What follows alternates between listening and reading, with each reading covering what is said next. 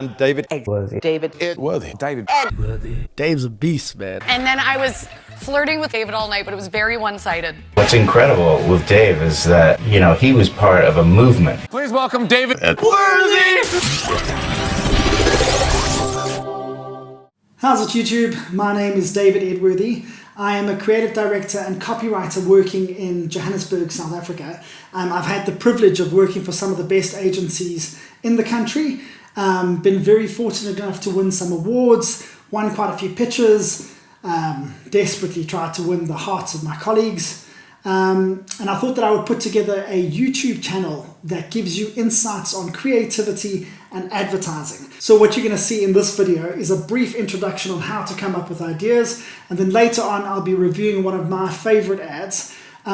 If you are interested in advertising or marketing or any sort of creative endeavor, I hope that this will be a creative resource for you. So please like, share, subscribe, send smoke signals if you can. As you can see, I have a massive 5 followers.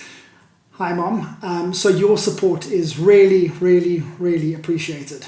Without further ado, let's get into the first piece that I've written. It's what I have called the Hitchhiker's Guide to Ideas. So Douglas Adams' book, The Hitchhiker's Guide to the Galaxy, he uncovers a how-to guide for people to learn how to fly. Basically what he says is that you have to throw your body at the floor and miss. Genius. It is a little more complicated. He says that what you have to do is to throw yourself at the floor with all intention of hitting it, with all intent and purposes, knowing how hard the floor is going to be, and then accidentally get distracted on the way down by, say, a lovely pair of legs or a bomb going off or a strange or rare beetle. In fact, he says that you can actually even join a flying club where people with strange, odd body parts or surprising opinions will probably jump out of a bush at just the exact right moment, in which case you might actually just find yourself flying. Well, floating or bobbing, to be precise. If you haven't read his Hitchhiker's Guide to the Galaxy, I'll put it in the link in the description below. You can go to Amazon and download it there. I'll also put a link to Audible. I believe that they've got a 30-day free trial, so you can get it for free, but it's absolutely brilliant. He says that if you do find yourself floating, you really shouldn't acknowledge it, and you shouldn't listen to anybody while you are up there, because it's very unlikely that anything that they're going to say is actually going to help you. Instead, should you find yourself floating, try a few swoops, go with it, enjoy it. Just try not to acknowledge what you're actually doing, or it's going to come to a very abrupt end. So my approach to coming up with ideas is very much in the same way. About the last thing that I actually try and do is to come up with an idea. Instead, what I actually do is go off and do something else. Play a game of chess, go to a bar, meet some friends, hang out with people who have different opinions than me, drive with the top down, the car's top, not mine. I don't want to be part of the flying club. What I then do is try and come back to that idea with vengeance. Almost, I try and surprise my brain. I become the person in the flying club that surprises my mind with the odd-shaped body parts, metaphorically speaking, of course. And occasionally, I find myself floating or bobbing. What I would suggest in this time is that you don't listen to other people. Just go with your thoughts. Try a few things. Have fun with it. Swoop and bob and do what you need to do. But whatever you do, don't acknowledge it. Just have fun with it. When you've landed safely, that's when you take stock. Because what you've just been privy to is something that is truly original. It's an idea. Untainted, untarnished, just the pure, raw energy of what the world is made out of. Savor it, cherish it. Do all that you can, though, to get it down. Write it on a piece of paper, take a voice note, carve it in stone if you have to. Original ideas are a privilege, and you have just had one. The one thing that I have found about ideas is that they need the time and the space to fly. If it's too rushed, too forced, too mechanical, too whatever, you're going to hit the floor. With all of that said, what I would like to do is to show you an idea that I absolutely loved in an ad This was an ad that was done by Ogilvy in the UK about 12 years ago, 2008. I won't tell you the product's name. You can see it and enjoy it. Here we go. Tony, in your own time, tell me what happened. It was a Saturday night. Tennis finished early because Dave Hill's groin flared up again. I decided to surprise Heather with a favourite takeaway. Prawn balls. Heather. Hello. Well, there they were, at it like a pair of dogs.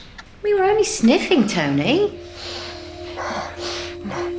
Heather. Sniffing, touching, fully clothed. Tony, what are you doing home so early? Dave's groin. I mean, after 25 years as naturists, to turn up and find that. Heather, what are you doing? What are you wearing? Doctor, she had on a fawn, lamb's wool turtleneck sweater. Tony, it's really not what it looks like, mate. I mean, these are not even my clothes. She made me wear them. I better just go. You disgust me. We were only sniffing. Hello? What's this? Is this what you've been doing? Is this the kind of stuff you bring into our house? But he's so soft. Think about the children. Prawn balls. Sorry, I can't help it. Is there something we can do with her? Put her in a programme, rehab. I'm not ill, Tony. Sorry, Doctor, I can't carry on. You're not the woman I married. You look ridiculous. Okay, so what makes this ad good? One of the things is the dialogue. I love the way that they've taken certain cliches, things like going at it like dogs, or you bringing this stuff into my house. What would the children say? I can't do this anymore, and then storming out of the room. I even love the way that the man's friend in the ad, instead of running out in the usual movie scene where you run out and see people putting on clothes, he runs out taking his clothes off. It's hilarious. I also love the way that they take time to tell the story. Although it's only over 1 minute, every scene is thought of, and every second in advertising is valuable time. If you think about the amount of money that is spent per second in the Super Bowl, you've got to understand that if you've got 60 seconds, you have 60 opportunities to say something. And with this ad, they've taken every single opportunity to do so. It's not too rushed. They tell you everything that you need to know about that person. You almost have an entire backstory about who this couple is and what it is that they're going through, just by that 1 minute that they've put on television. The writing in this ad is also just beautiful. I love the way that he doesn't just talk about her wearing a sweater. Every adjective that he uses to describe that sweater is a punch in the gut. It's not just a sweater. It's a fawn, lamb's wool turtleneck sweater.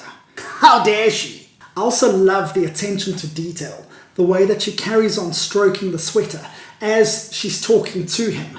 It's a way that she interacts with the product subconsciously without actually physically saying anything, but it's just a beautiful way of demonstrating an intrinsic of a product in a way that you don't really notice, but just adds so much more to the story. By the end of the ad, you're also siding with the naturalists. I mean, how dare Heather wear clothing? I also love the fact that the nudity is not actually the focus of the ad. It brings across the idea.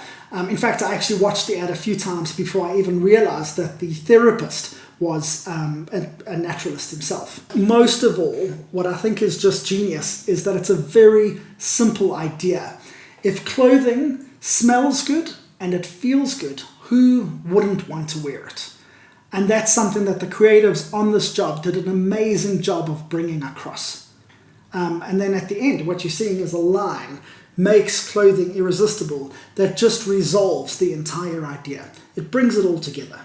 So my question to you is, do you think that we would be able to make this ad today in this PC take offense at everything society that we live in? Please leave your comments below. And then again, please like, share, subscribe, ring that bell. I plan to do 1 or 2 of these every week, and your comments and subscriptions and support really makes me feel less cringy in front of the camera. Until next time, see you then.